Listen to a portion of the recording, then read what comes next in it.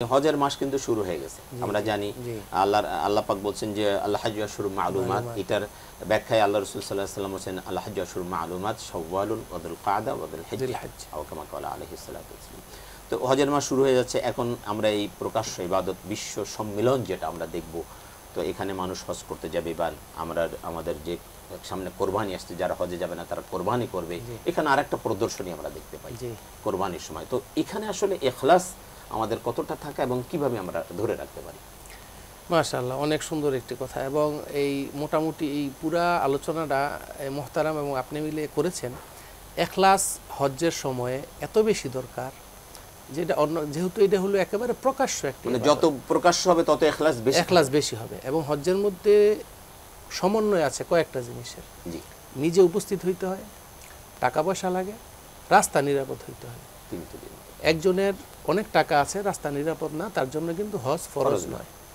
একজনে অনেক টাকা পয়সা আছে, রাস্তা নিরাপদ, আবার সে অক্ষম, মানে শারীরিকভাবে সক্ষম না, তার উপরেও কিন্তু ফরজ নয়। অর্থাৎ এই সমস্ত কিছু সমন্বয় হলো হজ। তবে আরেকটা বিষয় এখানে একটু ক্লিয়ার করা দরকার যে টাকা পয়সা যখন তার কাছে ছিল তখন তার শারীরিক শক্তিও ছিল, কিন্তু হজ করে নেই, এখন অসুস্থ হয়ে গেছে, এর উপর কিন্তু হজটা রয়ে গেছে।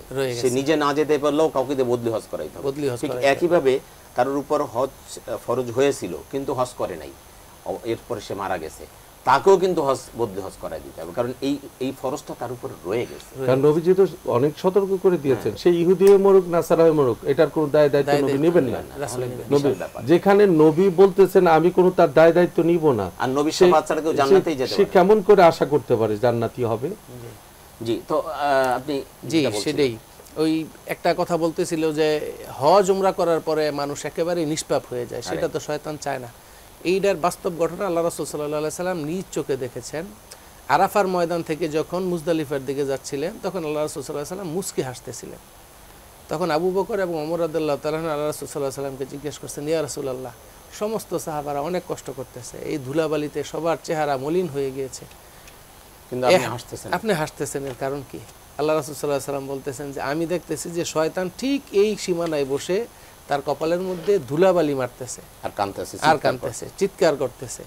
তা শয়তান তো কখনো চাবে না, কারণ আরাফার দিনে আল্লাহ রাব্বুল আলামিন এত মানুষকে ক্ষমা করেন যেটা অন্য কোনো সময় এটা করেন না, এবং শয়তান সেটা চাচ্ছে। এবং তাওয়াফ এবং নামাজ সেম হুকুমে আছে, শুধু পার্থক্য হলো তাওয়াফের সময় কথা বলা যায়, নামাজের সময় কথা বলা যায় না। ওযু ছাড়া নামাজ পড়া যায় না, তাওয়াফও করা যায় না। তো সেই সময়ে সেই সেলফি উঠানো, ভিডিও করা, এগুলি একেবারেই ইখলাস পরিপন্থী কাজ, এবং তাওয়াফ না হওয়ার সম্ভাবনা অনেকাংশেই থাকে।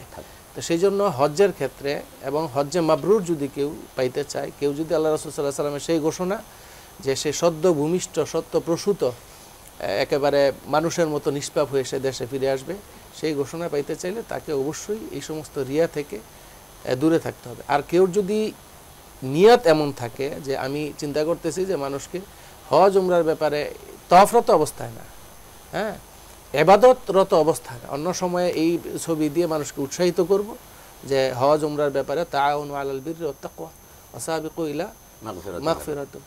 তা সবাই যদি প্রতিযোগিতার নিয়তে এই কাজটা করে তাহলে হয়তো আল্লাহ রাব্বুল আলামিন সওয়াব দিবে। কারণ আল্লাহ ওমর ফারুক রাদিয়াল্লাহু তাআলা আনহুর বিখ্যাত একটি হাদিস, যেটা ইমাম বুখারী রাহমাতুল্লাহ আলাইহি সর্বপ্রথম নিয়ে আসছেন।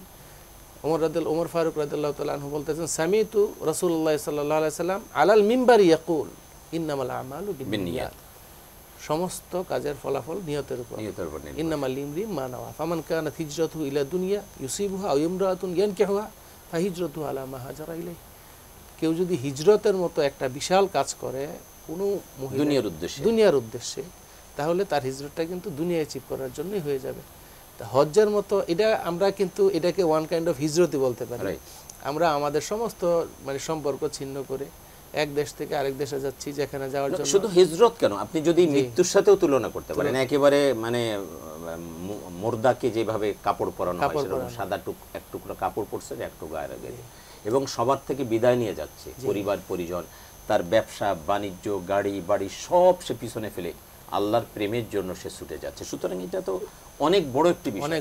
আরেকটা বিষয় আমি সবসময় বলি এবং এখনো বলবো যে যাদেরকে আল্লাহ হজের জন্য সুযোগ করে দিচ্ছেন তাদের তো শুকরিয়া আদায় করতে হয় সবসময় যে আল্লাহ এত মানুষের মধ্যে, পৃথিবীতে 800 কোটি মানুষের মধ্যে আপনি আমাকে, আমার মতো একজন নগণ্যকে আপনার ঘরে যাওয়ার জন্য আপনি কি করেছেন, সিলেক্ট করেছেন। এই সিলেক্ট করেছেন, এটাই তো অনেক বড় একটা অনেক বড় পাওয়া।